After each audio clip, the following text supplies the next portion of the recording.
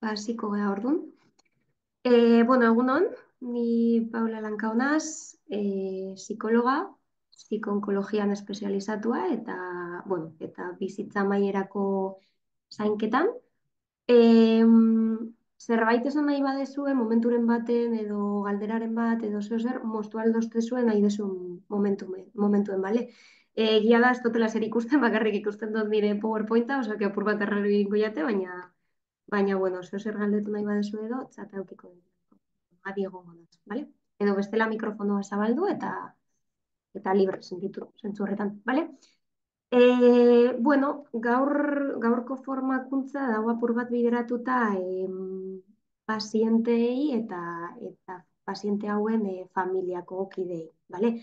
Haien arteko komunikazioa. Komunikazioa eukin dugu apur bat foku bezala, eta, bueno, komentauko dugu gauza ezberdinak, bai euren artien, familien artien edo pazienteekiko agertzen diren o agertu aldien zailtasunak, bai?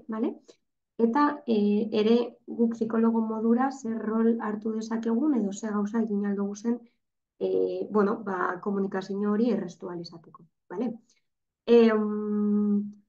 Bueno, hori, esan dutena, momenturen baten galderarik edo badeko zuen, moztu lasu, bale?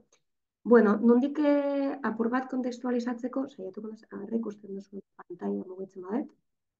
Suposatzen dut, urrengo diapositibara ikusten dela, ez bada ikusten abisatu mesedez.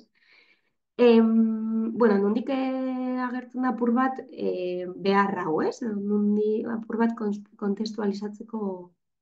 kontestualizatzeko psikologoen elkargoan, ez dakit ezagutzen duzuen, nahuela talde bat, psiko-onkologiako lan taldea, eta, bueno, talde horren kidenaz edo partenaz, eta, bueno, taldetik ikusten genuenez, beharra bazegola, igual komunikaziora bideratzeko, hori formakuntza bat, ez? Ikusteko, ze pauta edo ze estrategia eskaini aldo guzen taldetik, ez? Guk hori psiko-onkologo bezala gaixoekin, pazienteekin lan egiten dugulako eta ikusten dugu zelako bueno, zailtasun asko egoten diela ez komunikazio aldetik paziente eta familiaren artean askotan, ez?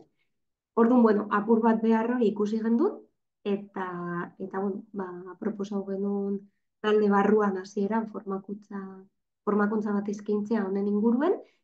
Eta, bueno, beste alde batetik bai, aprobetsatu nahi gendun apur bat, bueno, badakigu euskerazko formakuntzak ez diela hain ohikoak, ez? Normalien elkargoak eskaintzen dauzen formakuntzak bat ez be erderaz izaten diela. Orduan, bueno, ikusten gendun be bai, aukera bezala, euskeraz proposatzea eta bueno, sinisten dugulako, ez? Edo euskeraren alde apostu egin nahi dugulako eta bueno, uste dugulako be bai garrantzitsua dela zentzu honetan, euskararen erabilera edo gure artean bermatu ahal izateko, eta, bueno, eta formakuntza gero eta gehiago egin ahal izateko, orduan, bueno, iniziatiba bezala proposatzen dugu, baina, bueno, espero dugu geroz eta formakuntza gehiago euskara zein den izatea. Orduan, zuei ere eskertu, formakuntza honetan parte hartzeagatik, ze zuek barik ezingo zen posible ni gaur hemen egotea ere, osea, bueno, zentzu horretan ere, eskertzen da zuen partaidetza. Eta, bueno, apur bat gaiarekin hasteko, bueno, zergatik pentsatzen gendun edo zergatik ikusi dugu komunikazioari espazio hau eskaintzeko beharra. Bueno, alde batetik hori, guk gaixotasunarekin lan egiten dugulako egunero, ez? Eta egunerokotasun horretan ikusten dugulako gaixotasun egoera bat pairatzen denean edo sufritzen denean familia baten, egokitzapen emozionalerako egoera horrekiko funtsezkoa dela komunikazio egoki bat egotea, ez? Bai familiarekiko, bai gaixoarekiko, bai euren arteko komunikazio hori, ez? Orduan, bueno, ikusten gendun beharrezkoa zala komunikazio horreri bideratzea, bideratuta pauta batzuk edo estrategia batzuk eskaini ahal izatea, ez? Eta, bueno, zertan du eragina komunikazioak gaixotasunaren inguruan edo gaixotasun egoeretan, ez? tratamenduaren atxikiduran, segun zelan ulertzen dagoen pazienteak, ze bueno, gaixotasuna edo gaixotasunaren pronostikoa edo tratamendua, ez, terapiak, berez,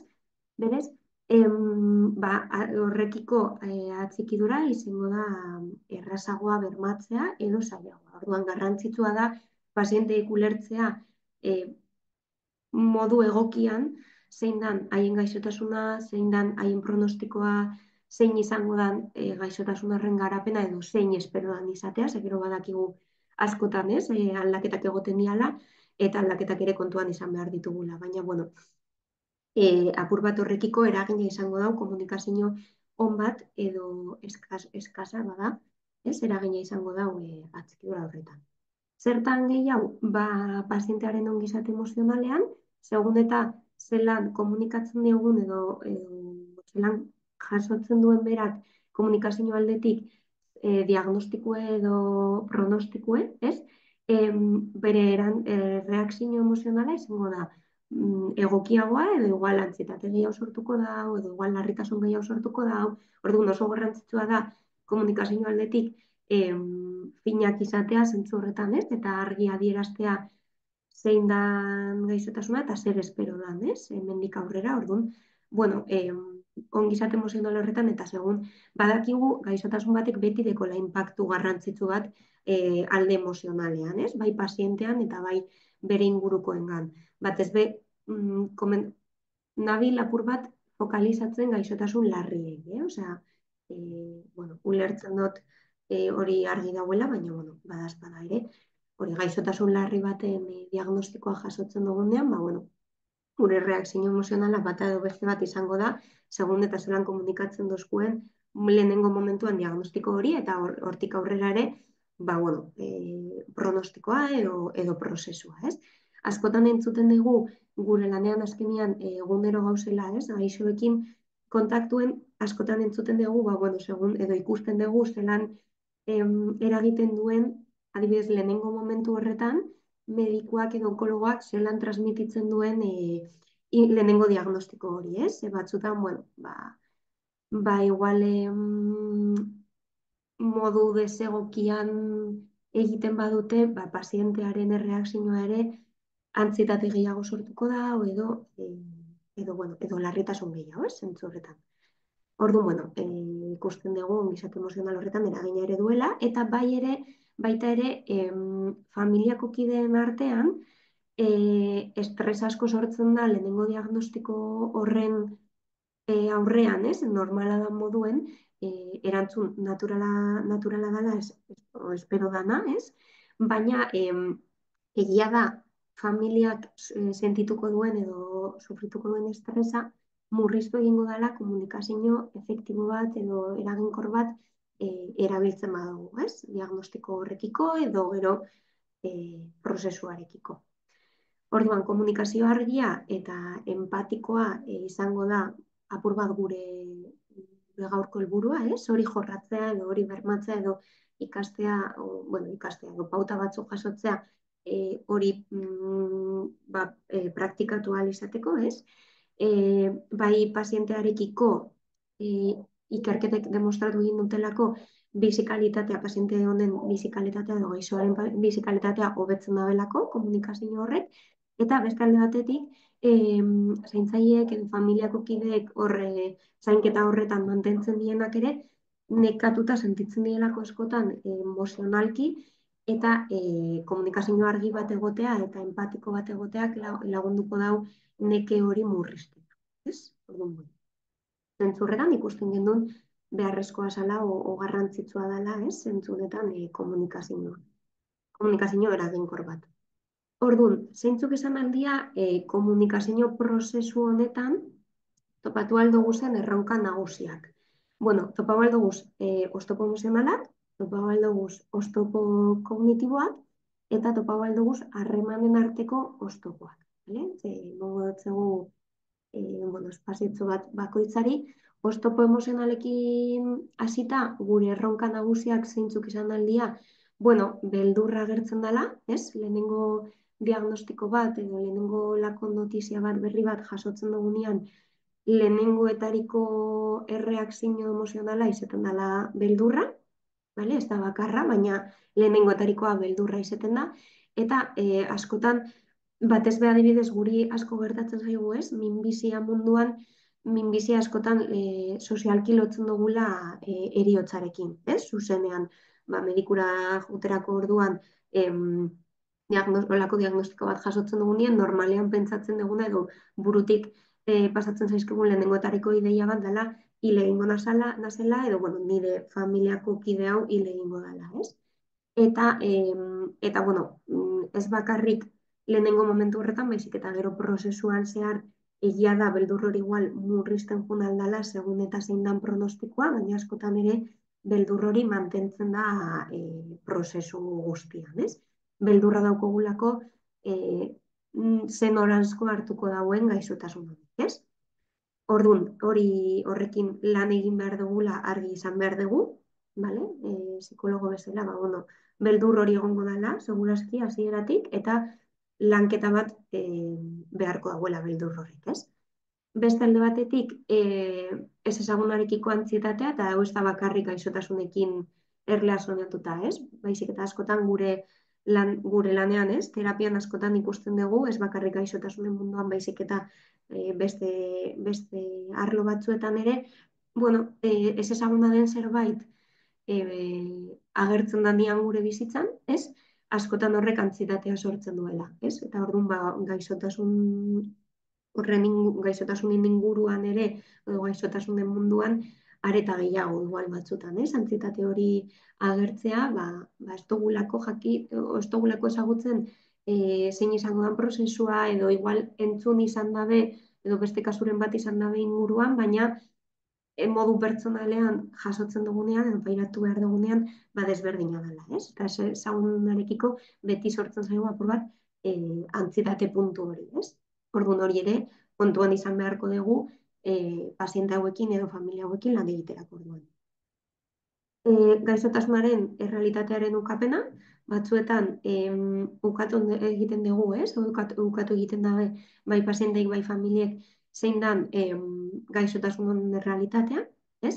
Zer ekarriko dauen, zer suposatuko dauen, zer aldaketa, ez? Batzutan ez, askotan aldaketak ekartzen dituzte gaixotasunek, ez? Gure bizitzeko moduan, gure hori bizitza ikusteko moduan batez be, eta gure egunerokotasunean ere aldaketak ekarriko dauz, eta orduan, bueno, errealitate horrekiko batzuetan, edo errealitate hori batzuetan saiatzen die, errealitate horrekiko ukapena agertzen da ere, ez? Bai gaixoan, bai familiako kideengan ere.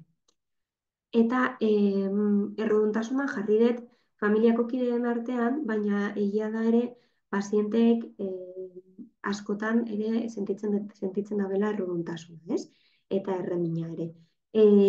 Bueno, ere bada beldurrarekin lotuta, igual lehenengo momentuetan agertzen den emozioetako bat, edo erreakzioetako bat, ez? Errua sentitzea, edo erremina sentitzea, eta, bueno, honek bai, egia da, apur bat, gaurko aurkezpena nagusiei edo helduei begiratuta dagoela, baina ere hemengo gauza asko umeekin ere agertzen dira, Osea, kontuan izan behar dugu, adibidez, erruduntasunaren inguruan berba egiten gaudenean, askotan, bueno, etxean olako diagnostiko bat jasotzen da nien, umeek batzuetan ere pentsatzen da bela, eurek sortutako zeuser izan aldala, edo, bai, eurek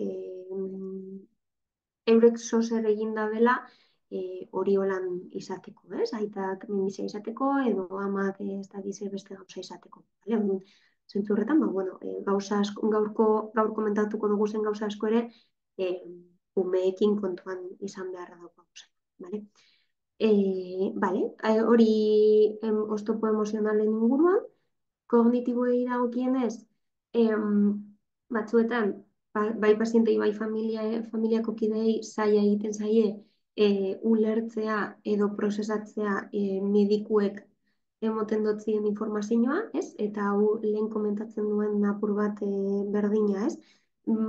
Batzuetan euren sentsazioa da, ez da bela ulertu edo egia da, lehenengo diagnostikoa jasotzen da benien, ez? Batzuetan jasartzen diala medikuan aurrien, eta adibidez, kasu honetan, ez? Minbiziaren adibidearekin jarraituz, minbizia hitza entzuten da betenetik aurrera, ja ez da beste zer entzuten, ez? Edo hortik aurrera esaten dan beste guztia ez da be prozesatzen edo ez da be jasotzen, ez? Ja beste gauza batera dauselako, beldur horiek piztu egin dielako, edo antsietate horiek, eta orduan ja, bueno, blokeoa da hor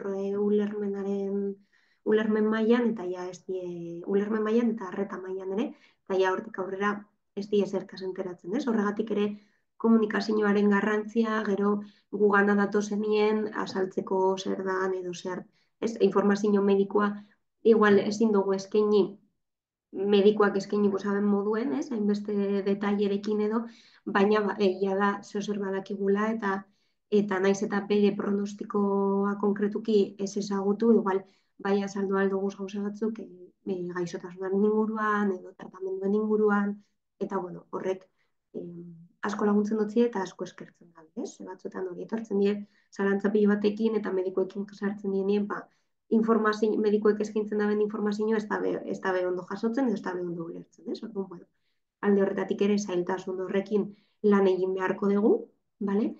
Batzuetan ere kontzeptu teknikoak erabiltzerako orduan kontu zibil behar gara ze pertsona daukogun aurrian, ez? Eta ze ulermen maila daukogun, o daukon pertsona horrek, eta moldatu behar dugu apur bat gure hitzak eta kontzeptu teknikoak saiestu, ez? Batzutan nahasgarriak izan daitezke eta bueno, ulertzen da bez gauza batzuk, guk igual ez dugu zenak esan, edo, bueno, edo hori, ulertzen dabe aldaben moduen, ez? Eta igual ez da guk transmitidu nahi zen dugun gauza, orduan kontu zibri behar gara kontzeptu teknikoen erabilera horrekin. Vale. Eta, bueno, gaixotasunarekiko ere badekogu sinismen batzuk, ez? Eta batzutan okerreko sinismenak dira, edo ez dira guztiz asertatuak, ez? Orduan, horrekin ere kontuan izan beharko dugu terapian lan egin beharko dugula, ze batzutan, ba hori, esan dugun moduan, ez? Igual minbizia diagnostiko baten aurrian, sentitzen dabe, ba hori, hile egingo nazala, ez? Eta igual ez zara zertan hileen bihar, jente asko sendatzen da, eta bueno, osatzen da, orduan zentzurretan, bueno, batzutan sinismen horiekin ere, bueno, batzutan edo askotan sinismen horiekin ere lan egin beharko dugu terapian. Oso barneratuta dekieselako eta benetan hori sinisten dabelako lan izango dela, ez? Orduan, bueno, biek ere moldatu egin beharko dugu eta lagundu beharko dutzegu apur bat, sinismen egokiago batzuk, ez? Garatzen edo ulertzen zentzurretan. Eta harreman aldetik, egia da aurretik familiak eukin dauen dinamikak ere eragina izango dauela, kasu honetan gaixotasun baten aurreko diagnostikoan edo prozesuan, segun eta ze dinamika dekogun, ez? Gure familian, holan ere jarraituko dugu apur bat erantzun emoten egoera honeri ere. Orduan, zentzu honetan, depende ze gatazka izan dugu zen. Edo zer rol izan dugu zen aurretik, zein da nire rola. Aldatzeko zailtasunak daikote zen edo ez, rol hori moldatzeko. Bai nik, bai nire familiako kideek. Orduan, bueno, hori ere izango da beste faktore bat, terapian kontuan izan beharko duguna. Vale? Komunikaziarako gaitasun falta aurretik badau, ez? Ikusten badugu familia horretan beti egon diela komunikazio arazoak edo beti egon dela zailtasun bat gauzak komunikatzeko edo gauzen inguruan berba egiteko, hau askotan ikusten dugu, ez? Zailtasunak ikusi aldoguz familien artean, askotan gauzak diagnostiko hori komunikatzerako orduan, ez? Hau ume txikiekin adibidez asko ikusten da, edo nagusienekin, familiako nagusienekin, aiton amonekin, edo anala, egia da, bueno, helduek askotan eukiten da bela zailtasuna, ez? Igual aiton amonekin edo umeiekin jesartzeko eta kontatzeko ze diagnostiko dekoten, edo ze espero dugun hemendik aurrera, zer esan dostien medikuek, orduan, zailtasun hori komunikazio aldetik familia barruan aldez aurretik egon bada ere, kasu honetan segurazki agertuko da momenturen baten ere, ez? Orduan, bueno, hortik lan egin ahalko deguz erramentak edo gaitasunak komunikazioa hobetzeko familia artean, ez? Batez be, askotan izaten da euren beldurragatik, Osea, olako diagnostiko bat badagoenien etzien eta zailtasuna dagoenien, adibidez, umiekin edo jende nagusi, pertsona nagusiekin jesartzeko eta komunikatzeko, ez? Askotan da gehiago, heldu horrek dekon beldurragatik, eta ez hainbeste umearen edo nagusiaren erreakzioagatik. Bale, hori bere, kontuan izan beharko dugu, baina bueno, hori ez dugu emozionaletan ere komentatu izan dugu. Emozioak adierazteko moduan, belaunaldiz belaunaldi egon dien belaunaldien arteko desberdintasunak, ez? Ez da berdina, igual gure aiton amonek mantentzen zuten euren arteko komunikazioa, edo gaur egun adibidez nerabeek izan aldaben komunikazioa, ez da berdina, ez? Orduan, emozioak adierazteko momentu horretan ere gure jokatzeko modua desberdina izen alda, eta hori ere kontuan izan beharko dugu, bueno, la familia horrekin lan egiterako orduan, ez? Segun eta bueno, ze aldaketa egon dien belaunaldi desberdinetan familia barruan, ere kontuan izan beharko dugu, zelan moldatuko dugunez, komunikazio hori edo esan beharreko informazio hori, depende nordeko neurrien eta nork kontatuko dion edo ze motatako edo zeinen arteko komunikazioa egongo da. Bai. Bale. Orduan, komunikazioa eraginkorra izateko estrategia batzuk ekarri duaz, beste asko ezagutuko duzu ez ere, baina, bueno, apur bat igual, hola, noikoenak edo nabarmenenak izan aldienak, saiatu naz horiek ekartzen, apur bat, bueno, horiek nabarmendu ahal izateko, zentzu bat.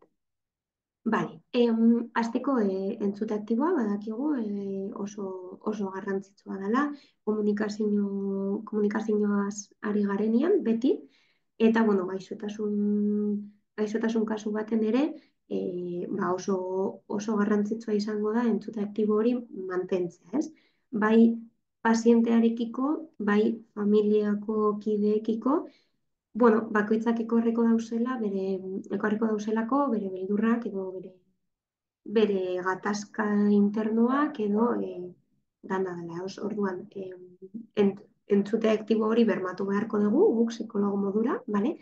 Eta ondo egongo da ere familia horreko kideen arteko entzute aktibo hori bermatzea, ez? Edo laguntzea hori geroz eta gehiago praktikatzen, bale? Eta balioztatze emozionala ere oso garrantzitsua izango da. Batzuetan, bueno, oso ohikoa izaten da olako goretan, ez? Sentitzea edo bai pazienteak edo bai familiako kideren batek sentitzea, bueno, sentitzen ari dela, ez? Ez dela ikusten edo ez dela ulertzen edo ez dela balioztatzen, ez? Zentzu horretan, orduan, garrantzitsua izango da familiako kideen artean hori ere bermatzea eta horrekin ere lan egitea, eta bai guk ere psikologo modura balioztatze hori praktikatu ahal izatea, ez? Paziente horrekin, gaixo horrekin, edo familiako etortzen den kidearekin, ez? Horretarako, ze estrategia edo ze gauza praktikatu ahal duguz, bueno, kontaktu bisuala, hau badakigu, ez? Hemengo gauza asko, badakit, bueno, ez diela berriak esango zuentzat, baina, bueno, gogorarazteko ere uste dut ondo dagoela batzuetan, ez? Gogorarazteak eta bueno, berriro horreri behar dekon garrantzia emoteak, ez? Orduan, kontaktu bisuala oso garrantzitsua izango da, lan pertsona sentituko da, bueno, entzuten ari garela modu aktiboan eta bueno, onartzen dugula, ekartzen dagoela, ez? Edo balioztatzen dugula. Eta gorputzaren jarrerak ere lagunduko dozku, gorputzaren jarrera irekia mantentzen badegu ere, lagunduko dau pertsona hori erosoago sentiarazten. Vale? Umeekin ere egin alduguna da, askotan makurtzea aproposa izaten da, euren maila berdinera, ez? Altuera berdinera jarri ahal izateko, kokatu ahal izateko, vale?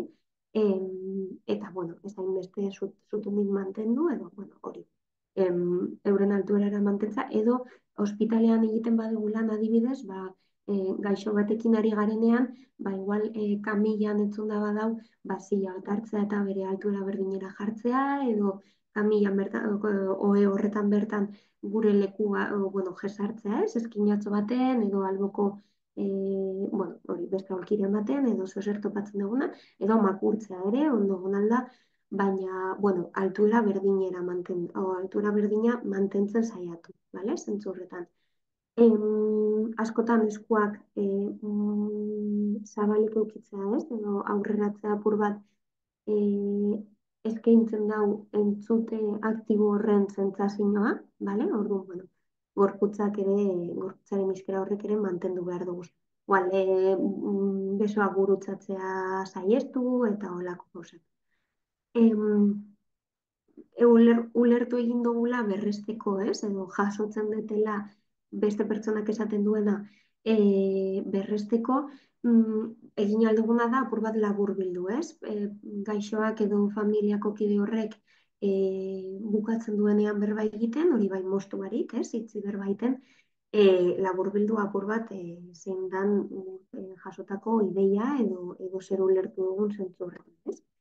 Eta emozioak balioztatu, esaten genuena. Emozioak txikiagotzea edo balioak kentzea saiestu, hori terapian egiten dugun bezala, ez? Baina gaixoekiko ere garrantzitsua da. Batzuetan sentitzen da belako, bueno, inork ez dutziela ulertzen, ez? Zelan ez nauen bere egoera berdinan, ba, bueno, garrantzitsua izango da, bere emozioak balioztatzen dugu zela sentiaraztea zentzuretan, ez? Askotan, familiari ere adierazi behar diogu, adibidez, ez egin negar dena ondo egongo dela, alako esaldiek, bueno, askotan ez da bela laguntzen, ez? Eta igual, familiako kidei hori esan beharko diegu, ez? Edo bueno, horretan lanketa bat egin beharko dugu familiako kideen artean adierazteko, bueno, holako esaldiek askotan ez dabela laguntzen, ez? Eta igual aproposagoa izan aldala beste holako esaldiren bat erabiltzea, adibidez, zuretzako hau zaila dela ulertzen dut, ez? Zentzu horretan, bueno, ba hori, balioztatzen emozional hori eta entzute aktibo hori praktikatzerako orduan, bale? Orduan, honek die, pauta batzuk familiako kideei ere eskaini aldotze guzenak euren artean praktikatu ahal izateko. Hizkuntza argia eta empatikoa erabiltzea garrantzitsua esango da, aurreko diapositiban esan dugun bezala, ulermen maila kontuan izan beharko dugu, bueno, adibidez, ume txiki bateri diagnostiko bat adierazterako orduan, ezingo dutzagulako igual informazio oso zehatza emon ez da belako ulertuko, adibidez, bale? Eta igual beste heldu bateri bai kontau aldiogu, prozesua zelan izango dan eta detaile guztiekin, ez? Baina ulermen mailara egokitu beharko dugu eskaintzen dugun informazioa. Bai guk, bai familia artean, ez?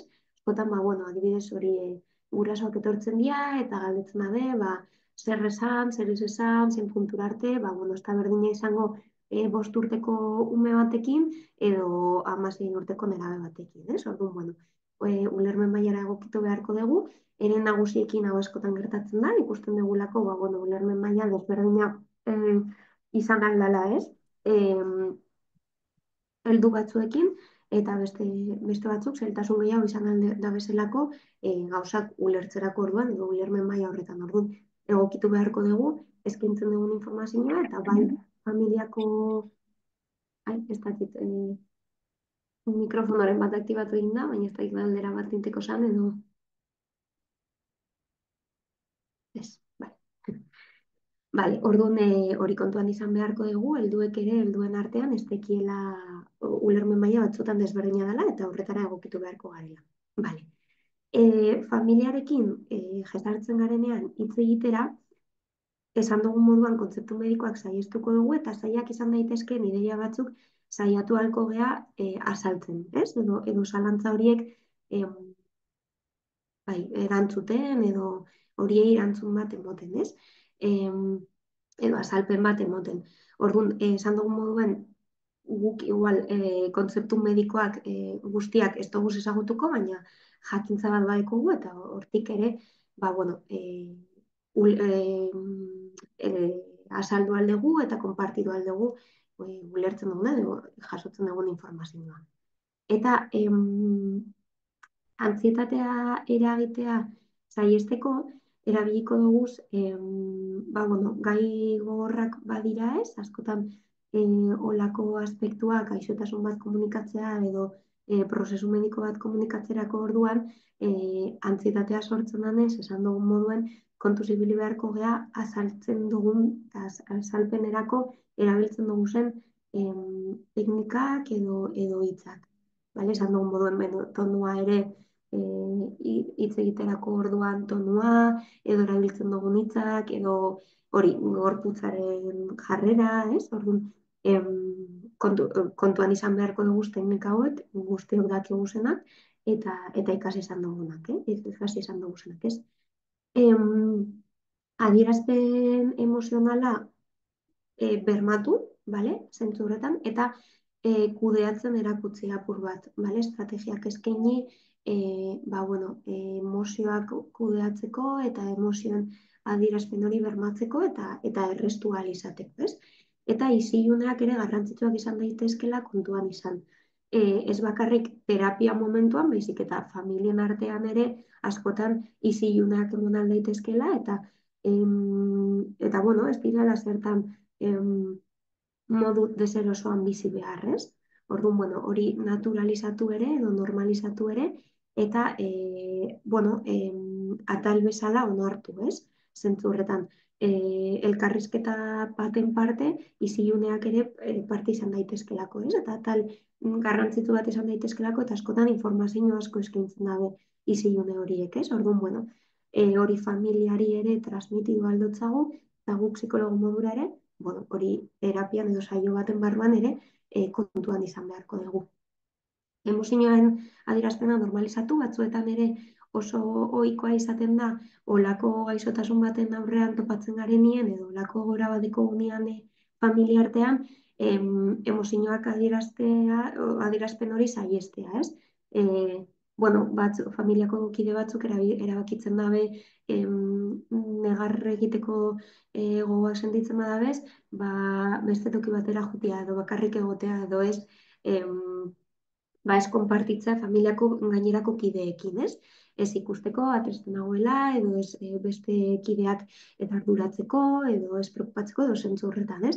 Orduan egia da, bueno, euren errekurtso pertsonaletatik egiten dabela, ez? Eta onerako egiten dabela beste familiako kideak, ba hori ez, igual ez preocupatzeko edo dana dela, edo, bai, batez be hori, ez arduratzeko edo ez beldurtzeko, baina egia da normalizatu behar dela olako egoera baten, bueno, triste sentitzea edo haserre sentitzea edo amorrua sentitzea oso ohikoa dela, normalizatu beharra dekogula, ez? Normala dela hori sentitzea, naturala dela olako gora baten aurrean beldurra eta olako sentsazioak eukitea edo emozioak sentitzea, orduan familiako kideen artean ere adierazpen hori bermatu ahal izatea, gerora ere lagundu ahalko dau prozesu terapeutikoan, bai gaixotasunarekiko prozesuan, bai familiarteko komunikazio horretan, ez? Orduan, bueno, animatu aldoguz, haien emozioak adieraztera edo partekatzera, ez? Familiarentzako teknikak pazienteari sentitzen duena adierazten laguntzeko, eskaini aldotzeguz familiako kideei teknika desberdinak pertsona pazienteari edo gaixoari laguntzeko haren emozioak adierazten, ez? Batzutan zaila izango da, bueno, batzutan ez askotan zaila izango da gaixoarentzat eta bai familiako kideentzat ere, baina kasu honetan gaixoarentzat ere adieraztea zer sentitzen duen edo nola sentitzen den, eta bueno, familiako kideak ere animatu alditugu, ba, horren parte izateko edo adi egoteko eta ikusteko edo identifikatzeko behar desberdinak, ez? Mezuaren egokitzapena gaixotasunaren etaparen arabera kontuan izan beharko dugu gaixotasunak etapa desberdinak izango dauzela, eta etapa horietako bakoitzean gaixoa modu desberdinan egongo dela, edo desberdin sentitu ahalko dela, bai gaixoa, bai familia, orduan egokitzapen bat egon beharko da, edo moldatu beharko gea gaixotasunaren etaparen arabera, ez? Segun eta zein etapan gauzen, ze behar dikogu zen etapa honetan, identifikatu eta horietara erantzun emotekotan, moldatu emango dugun mesua edo informazioa. Bale? Informazioa eta informazioa ematea, ez, edo eskaintzea eta autonomia bermatu beharko dugu, edo bermatzea garrantzitsua izango da gaixotasunaren etapa goiztiarretan, lehenengo etapetan, bale? Zentzu horretan, hasieran bai gaixoak, bai familiek informazioa nahiko da belako, bale? Jakiteko, bueno, ze gaixotasuna nau, zeri egin beharko dutzen aurre, nola jungo dan, eta bueno, orduen informazio hori lehenengo etapetan gero, garrantzitsuagoa izango da, ez? Hurrengo etapetan ere, baina bueno, lehenengo kontaktu horretan, ez? Garrantzitsua izango da informazioa eskaintzea. Eta autonomia bermatzea, ze batzutan ere, gertatu izan alda, ez? Independentzia egotea edo olako egoerak ematen diala, ez? Batzutan sentitzen dabe, igual gaixoak batez be, sentitu aldau, ezin duela zerbait egin, edo gauza batzutan zailtasun gehiago ikiko da bezala, edo limitatuago egongo dela, orduan, egia da kasu batzuetan holan izango dela, baina beste batzuetan euren sinismena edo sentsazioa bakarrik da. Orduan, autonomia bermatu ahalko dugu, bai gaixoan, bai familiakoengan ere, ze familiakoek batzutan, saiatzen dira gaixoa babesten, ez? Eta batzutan, igual, larregi babesten saiatzen dira, ez? Orduan, hori kontuan izan beharko dugu ere, bai gaixoan, bai familiako kideengan. Eta gaixotasuna aurrera doien heinean, komunikazioa bideratuko dugu gehiago erosotasun emozionalera. Honekin zer esan nahi dut? Honekin esan nahi dut, alde emozionalean, desagokitzapen batzuk sortuko diala gaixotasuna eta gero, ez? Gaixotasunaren prozesuarekin, eta, batzutan ez dugula jakingo zelan kudeatu alde emozional hori, ez? Batzutan emozio gainezka egingo duzko, eta ez dugu jakingo zelan kudeatu edo zelan gestionatu. Orduan, erosotasunerako bide horretan, ez? Komunikazioak ere lagundu ahalko dago. Euren arteko komunikazioa, familia eta gaixoaren inguruko komunikazio prozesu horretan, ez? Orduan, erosotasun horren bila, ez? Saiatuko geana da, bai pazientea, bai familiako kideak erosoago sentitzen zentzu horretan, ez? Alde neinean, ze badakigu zaila dela, baina garrantzitsua ere bada, ez? Eta teknika garrantzitsu bat komunikazio prozesu horretan izango da apur bat fokua beste pertsonan jarri beharrean nigan jartzea, ez? Batzuetan gure gauza komunikatzerako orduan, eta ez bakarrik gaixotasunean, baizik eta gure egunerokotasunean gauza komunikatzen dugu zenean, batzuetan errua leporatzen dugu konturatu barik, ez? Edo nahi barik jartzen dugu fokua beste pertsonarengan, eta adierazten dugu, ez? Adierazten dugu pertsona horrek zozer txartu egin dauela, edo zozeren errudun dala, ez?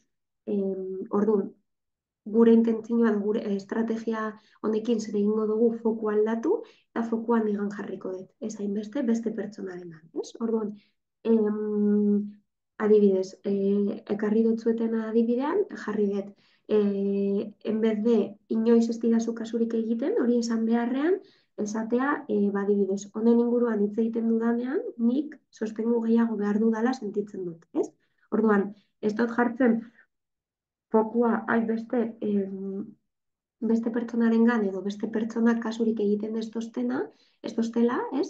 Edo berak txartu egiten duela, baizik eta nigan jartzen dut fokua, eta esaten dut zelan sentitzen da zen ni egoera honetan, ez? Egoera deskribatzen dut, honen inguruan hitz egiten dudana da deskribapen objektibo bat egoerarena, ez? Eta gero gehitzen dutzet beste esaldiko bigarren zati hori ni foku horretan jarrita, ez? Zelan sentitzen da zen ni egoera hau gertatzen da nian. Bale, orduan, bueno, garrantzitsua izango da gaixotasunaren inguruan ari garenean ere, bueno, askotan esan dugun moduan, sentituko da belako bai gaixoek, bai familiako kidek, bueno, ba, ez dugu zela, euren artien ez diela entzuten, edo bueno, ez diela ulertzen, ez? Eta askotan gertatuko da hori, ez toztezu ulertzen, edo ez toztezu entzuten, ez toztezu kasurik egiten, eta ez da inbeste besteari errua leporatzea, baizik eta zelan sentitzen da zein ni kasu honetan. Vale? A ver. Vale. Eta guk psikologo bezala zer rol, ez? Zer rol eukin aldugu olako komunikazio honetan familiako kideen eta pazientearen artean, ba bideratzaile rola hartu ahalko dugu. Vale? Bai, bueno, familia horren kideen artean gaixoa horren parte dela kontuan izan da. Vale? Osea, psikologoa bideratzailea izan ahalko da. Zelan egin ahalko dugu edo zelan bete ahalko dugu rol hau, bueno, alde batetik familiari eskaini ahalko diogu psikoedukazioa, ez?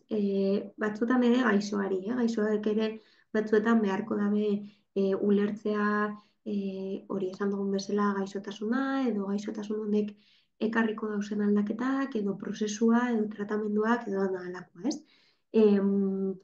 Bueno, egia da oso ohikoa izaten dela, Osea, que, bueno, kontuan izan beharko dugu, psikoedukazioa egin beharko dugula, kasu askotan, bale? Bai, gaixotasunarekiko berez, ez? Kontzeptu o informazio medikoa kontuan izan da, bai, adibidez, estrategiak komunikazio hori erresteko familiako kideen artean, bale? Irakatzi edo ikasteko prozesu horretan lagundu beharko diegu, bale? Eta estrategia horiek barneratzen badabez, ez? Gerora ere erabiliko dabez beste bizitzan zehar agertu alien beste egoera askotan, ez? Bueno, guztietan edo askotan. Orduan gure funtzioetako bat hori izan ahalko da, irakastea edo ikasten laguntzea, ez? Zelan egin aldugun, zelan lortu aldugun komunikazio efektibo bat gure artean, bale?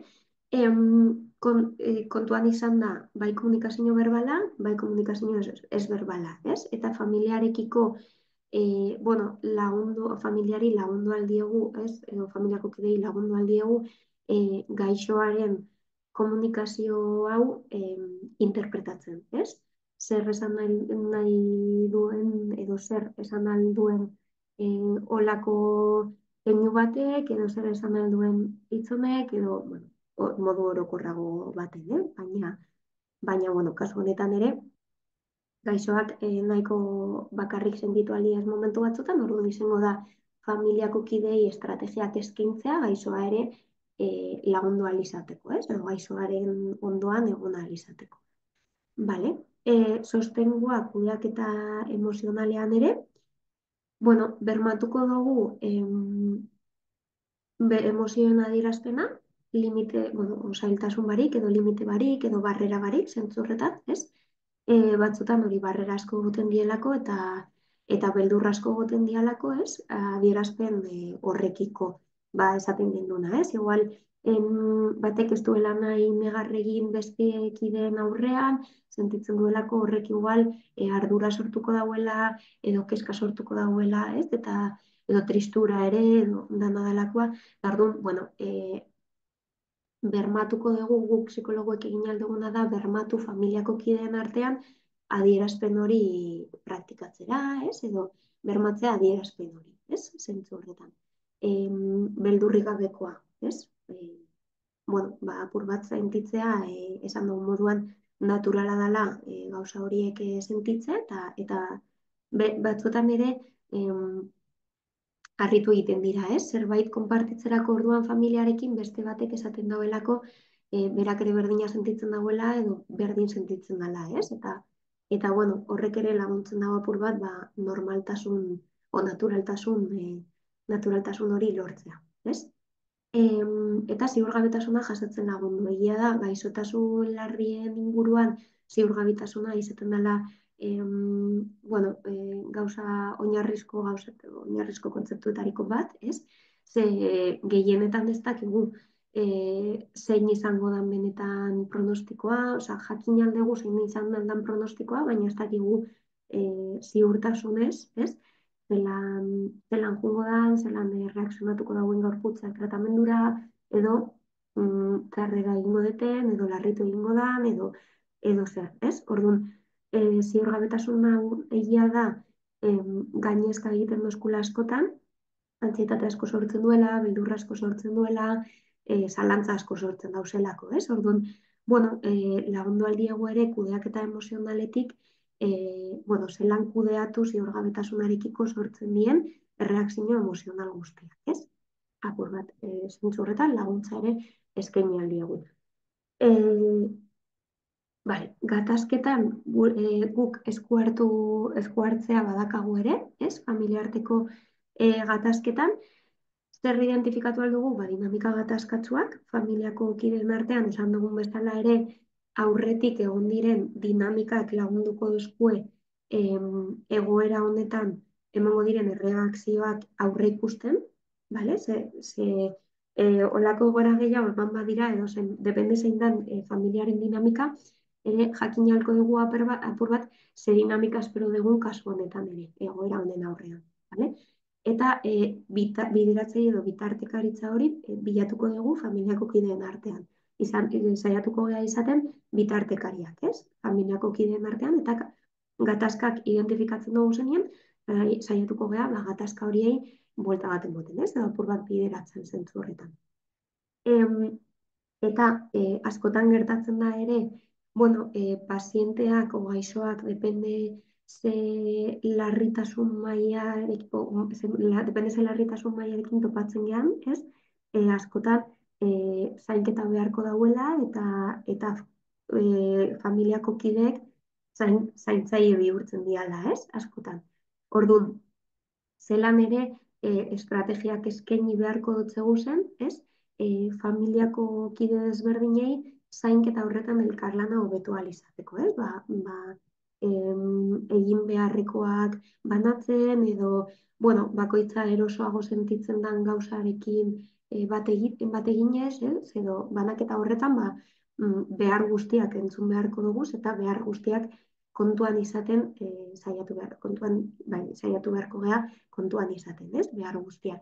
Eta saiatuko gea, ba hori, euren arteko elkarlan hori zainketa horretan hobetzen, ez? Egia da badakigula nahiko neketsua izaten dela eta nahiko gogorra, ez? Batean bueno, osasuntsu zegoen nire familiako kide bat batean gaixotu egiten dela eta zaintzaile bihurtzen da zela horrek suposatzen dago, bueno, karga asko, ez? Eta emozionalki ere gogorra izan aldala eta neketsua, orduan, bueno, erresten badegu elkarlan hori, ba ere zaintzailearen estresa esaten genuena, ez? Edo neke hori murriztu egin ahalko dugu, ez?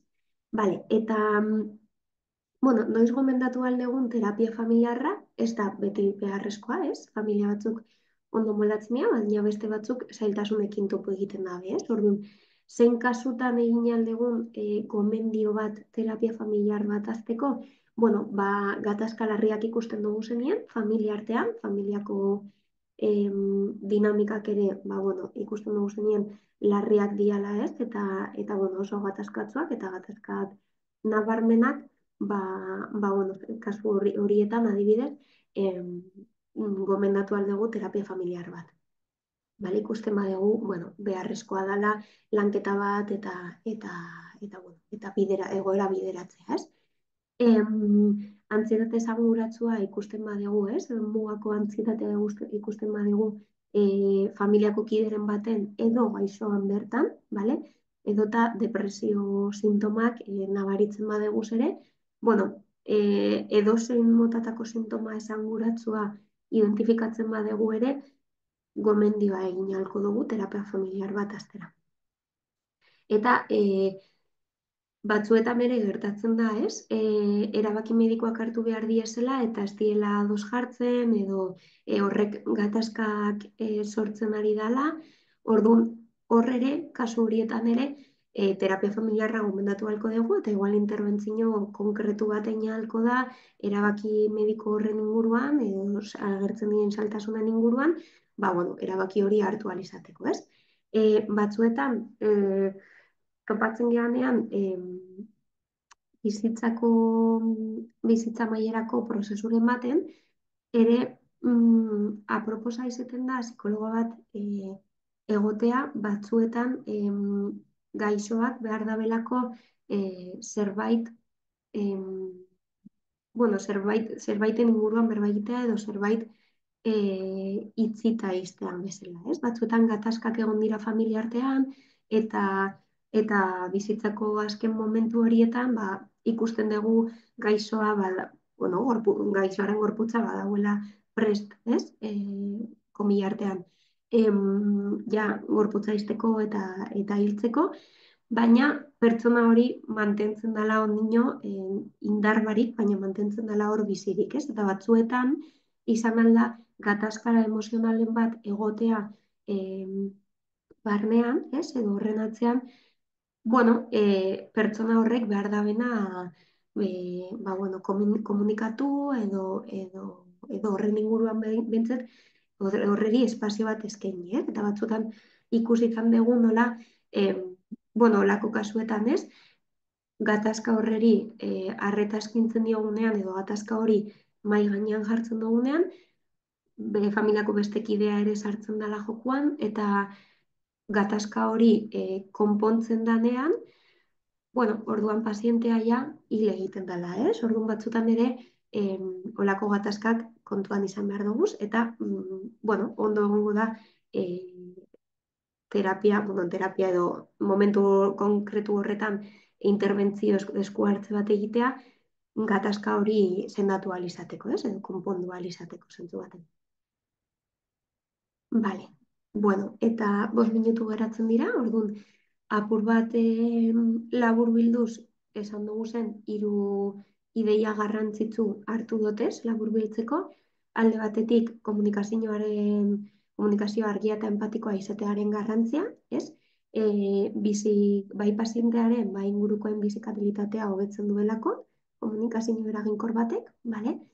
Olako gaixotasun egoera baten, esan dugun bezala, balioztatze emozionala oso garrantzitsua da, bai pazientearekiko, bai familiako kideekiko, eta hizkuntza pertsonaren ulermen mailara moldatzea ere oso funtsezkoa izango dela gaixoaren onerako eta alde emozional hori apur bat arindu ahal izateko, ez?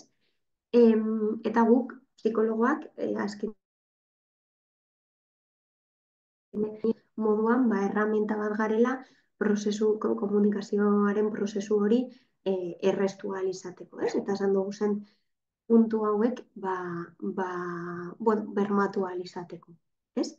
Orduan, gomendio batzuk ekarri dutzu edaz, malgutasunaren garrantzia komunikazioan, kontuan izan behar dugu, hori, esan dugun bezala, gaixotasunak etapa desberdinak izango da bezala, eta etapa bakoitzean behar desberdinak egongo diala, orduan, behar horien arabera ere, moldaketa bat egin beharko dugula, eta malguak izan beharko gazela, ez?